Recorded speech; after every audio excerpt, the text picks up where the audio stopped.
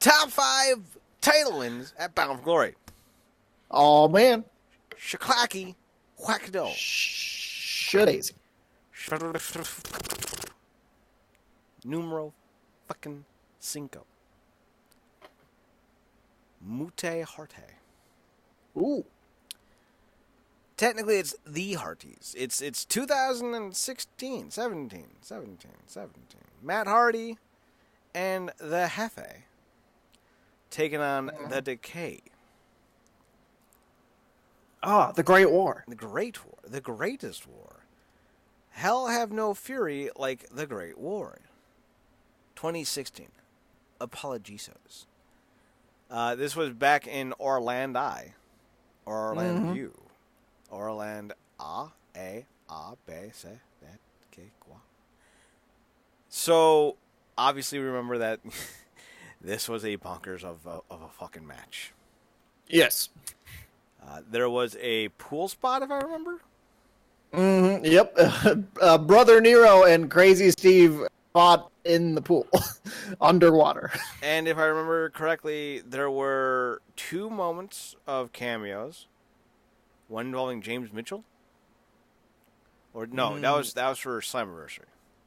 Yeah. I'm confusing the Joseph Park tag match with Scott Steiner and Josh Matthews. Yes. Fucking Scott Steiner. Where'd they go? Because they get fucking powder thrown in their face. I don't remember the Great War that well, truthfully. I can't say that I do either, to be honest. I mean, I remember the pool spot, and I think, just from seeing a clip of it recently, I think there was like a spot where Jeff Hardy went into. He became He went through his different personalities. What's his other persona? Because he was Ipswich, and he was Willow. Yes, and the Antichrist. Oh, no, that was the build-up. He wasn't the Antichrist during the match. Yes. He went Antichrist for the finale. Yeah. He went through all of his Impact Wrestling personas. But Ipswich wasn't really a persona. He was just some weird dude that sold drugs. Yes. And then put a pumpkin on Rosemary's head for some reason. Rosemary was not appeased. No. Not amused in the slightest. Not even slightly. Although you would imagine that of all the people who would be amused by putting a pumpkin on one's head, it would be Rosemary. But that implies that Rosemary would enjoy things. Yes, but I feel like I agree. I feel like if anyone would appreciate that, I feel like she. We think that, but we also have to realize that Rosemary doesn't appreciate things. She doesn't like things. This is true. So, maybe she would enjoy doing it to someone else maliciously. But being the other end of it, I don't think she enjoyed it too much. Yes. For number 4, we're back to 05. It's Rhino v. Jeff Hardy v. Raven v. Abyss, if I remember correctly. In a 4 corners Monsters Ball match. Or no, take out Abyss, I think it's Sabu. And Rhino fucking pile drives Jeff Hardy off the middle rope. Then he goes into the gauntlet where he has to defeat, I think it's 9 other men, and lastly has to pin Abyss. And then he has to face El Jefe Jarrett. That's Jeff Jarrett for you non-Hispanic-speaking fans. And ends up beating him in essentially 3 minutes. Winning the NWA World Championship after having to win 3 matches prior to get there. Tito Ortiz reffed 2 of Jeff Jarrett's title losing bouts. And Jeff Jarrett, yes, but incorrect. Tito Ortiz refereed both of Jeff Jarrett's title losing bouts in 05. Jeff Jarrett is 0-2 every time Tito Ortiz did a thing. Do you feel like Tito Ortiz might be biased? I feel like Tito Ortiz isn't necessarily biased so much as Jeff Jarrett is super stupid. Because technically, he didn't actually punch Jeff in Bound for Glory 05. He punched AMW. I think he may have laid him out, though, at Hard Justice 05. Yes, he did. For the AJ Styles win. Don't fuck with the Tito, man. No. As that one cat used to say. No, no, no, no, no, no, no, no, no, no, no, no, no, no, no. Rhino's title win was historic. It was unprecedented, and it lasted 2 days. Oh, that's good. Would you have gone longer with Rhino as champion in 05? I mean, I feel like if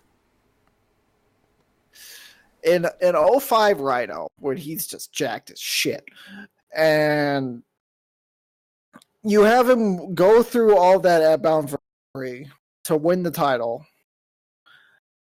I feel like after that build up, that triumphant victory, it's got to last longer than that. And the sad thing is they were banking on Nash being healthy for that match. Mm-hmm. He had some heart palpitations, so he had to pull out. But they were going to put the belt on Nash. So either Spike TV wasn't too fond of the idea of Rhino, or TNA used the lack of Nash as a reason to go back to Jarrett, which wouldn't last that long anyway because Christian Cage was right down the pipeline. But still. So, let's see. Number 3 is Gail Kim winning the first ever Knockouts Championship, last eliminating. Hang on, I know her name. Oh, I'm She's blanking on her name. Voodoo Queen, Roxy Laveau. There it is. There we go. I kept wanting to say Scarlett Bordeaux, but that was wrong. I kept wanting to say things that didn't make sense in my head. Like, and that's not me being coy, like, oh, I was going to say something super scandalous. Like, I could see her name, I just couldn't say it. Mm-hmm. That might be a sign of dyslexia, Chad. So, Chad, are you self-diagnosing again? Because I do it so often. So, Gail Kim wins the Knockouts Championship. Love the belt, love the moment. Fun factoid about this match. Kong flashed the world. You didn't know that, did you? No. On the live broadcast, Awesome Kong was wearing her typical attire. But to better move in it, she wasn't wearing any undergarments. And it attaches, I guess, at the sides. Uh-huh. And she went and got thrown over the top rope by someone. I think someone took her end over end. And as she flipped over the top of the rope, her whole frontal harness unhinged. And as she was coming around the ropes, her front just flipped open for the world to see. It was at this moment Kong knew she fucked up.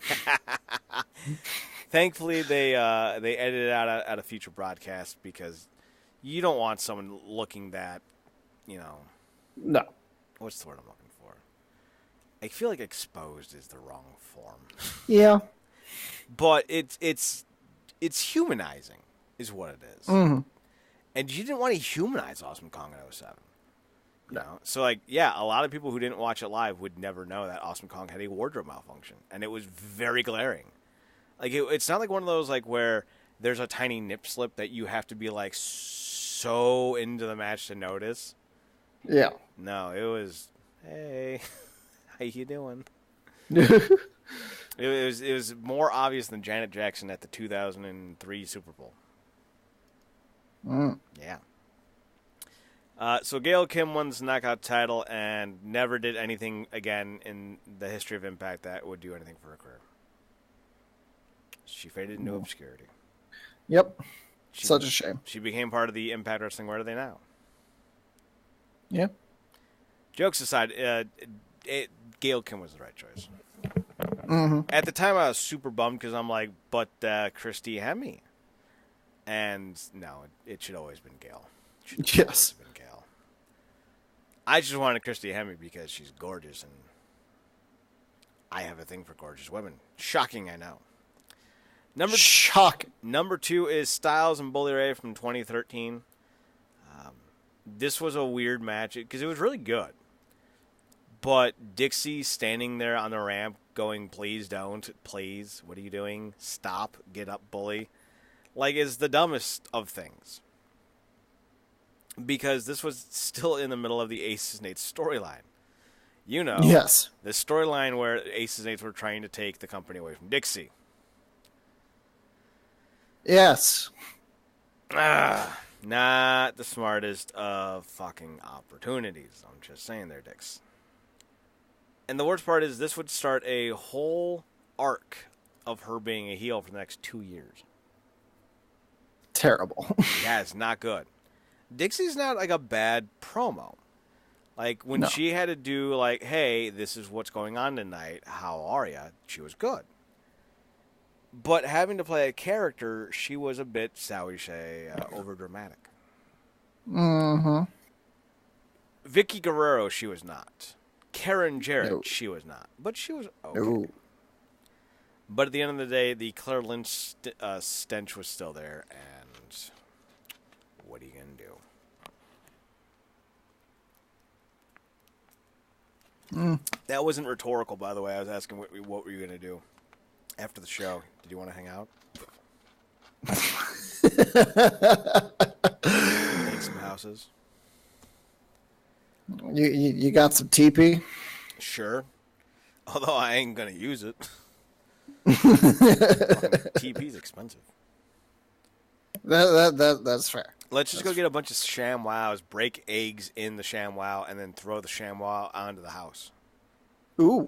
That way, when it congeals and solidifies overnight and it starts to really smell, the ShamWows will be harder to take off.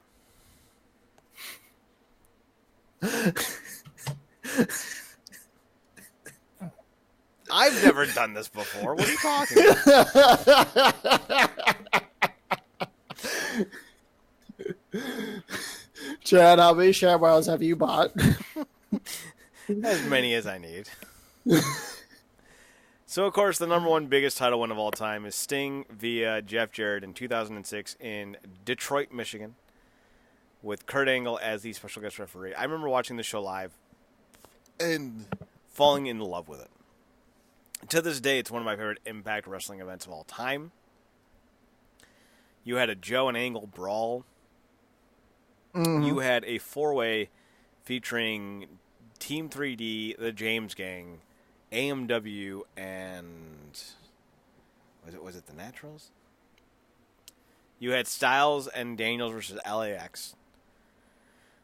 You had Rhino versus Christian Cage, and I'll never forget that feud because in the month before at No Surrender, Rhino was underneath a bunch of chairs, and Christian was hitting the chairs repeatedly. And Don West dropped the greatest fucking line in the history of pro wrestling commentary. Look at all the concussions! I didn't realize that concussions were like Mario coins, where you saw them before they evaporated. But here we are. Sting was in tremendous shape for this match. Yes. Fun little backstory.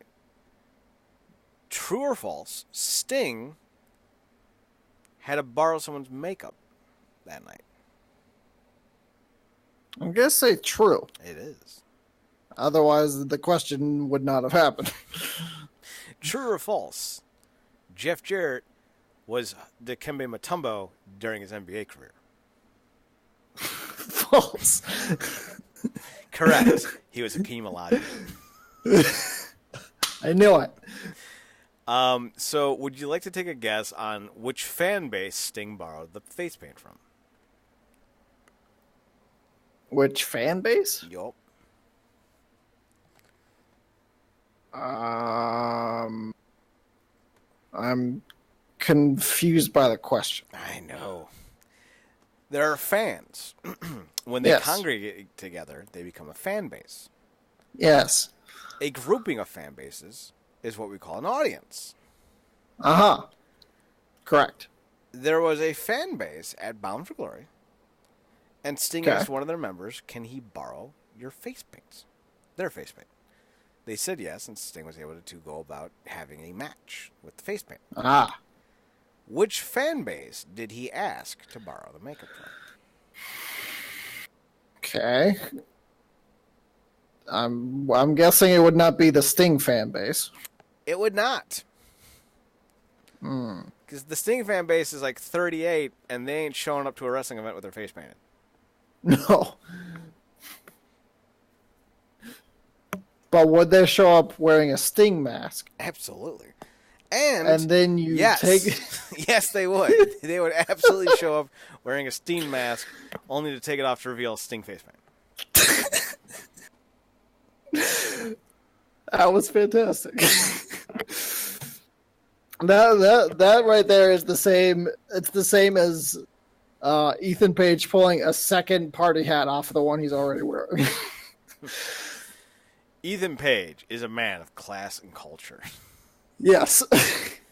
I'm trying to... Road Warriors. Sure. No. Good Damn. guess.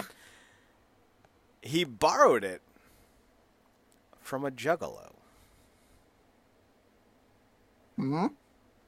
So, little known fact, but when TNA announced that they were going to be having this event in Detroit, they announced that the ICP were going to be participating in the event. This, of course, brought out the Juggalos and the Juggalettes. Obviously, we now know that the scheduled performance or appearance or what have you canceled. Thankfully. Oh, no. Whatever shall we do? And Sting... Cornette was with the company at the time. He was. And Sting looked through his bag and realized he had done forgot his white face paint. So he walked outside to the crowd and asked, "Does anyone have any white face paint they'd be willing to let me have?" I think he offered to take him backstage after the show or something like that. And a juggalo said, "Yeah, you can use mine." So Sting is part juggalo in the main event of this match. Well, at least they contributed to something.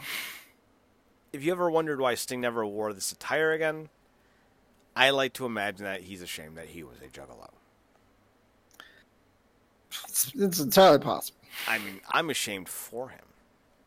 Yeah. Of course, we all know by now, Sting grabs his baseball bat when Jarrett tries to hit him with the guitar. Sting breaks it. Then he beats the shit out of Jeff, puts him in the Scorpion Deathlock, and Kurt Angle's all like, "I am a registered referee now. You are..." Not just an enforcer. No, exactly. You are the victorious now, Sting. Jarrett taps, Sting wins. 19-year-old Chad cries. It's a beautiful day. Yes. So when did Sting's knees not work so good? Like, what context to what? Like in Bound for Glory 06, he could still get real deep in the Scorpion Deathlock. Probably 2010-ish. Okay. It's hard to know because sometimes like he would get a really good deep set. And then other times he's like, "Are you just bending over?" Yeah, exactly. I don't understand, Stinger. What are you doing? Don't just bend over. No, and to be fair, in this, it looks like he's just sitting on Jeff. Yes.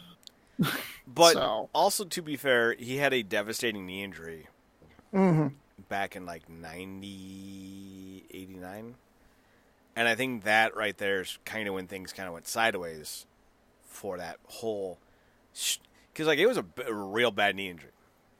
And getting deep after 20 minutes of wrestling is a really tall task to ask.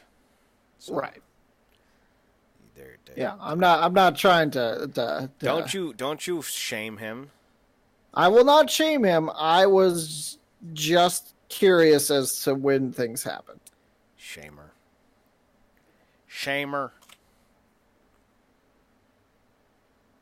So you want to talk about anything else? Nah, we gotta go ShamWow some houses. We gonna ShamWow some houses. We're gonna sheg swag some houses. That's ShamWow There with you the egg in it. Sheg swag.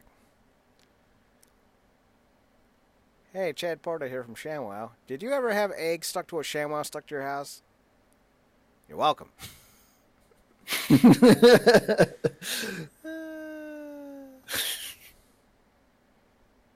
What are you gonna do? Mm-hmm. According to a report, Impact VP of Production Kevin Sullivan leaving for AEW. Not surprising. This isn't that Kevin Sullivan, by the way. Okay. I knew you were thinking it's the we have to end Hulk Hogan. No, not him. Rosemary's father? Exactly. Technically, I thought Rosemary's father was James Mitchell. No, that was what we hoped it would be. I think it ended up being Kevin Sullivan. No, this Kevin Sullivan was a member of Jeff Jarrett's establishment. Ah. So I'm not that surprised that he left. So he actually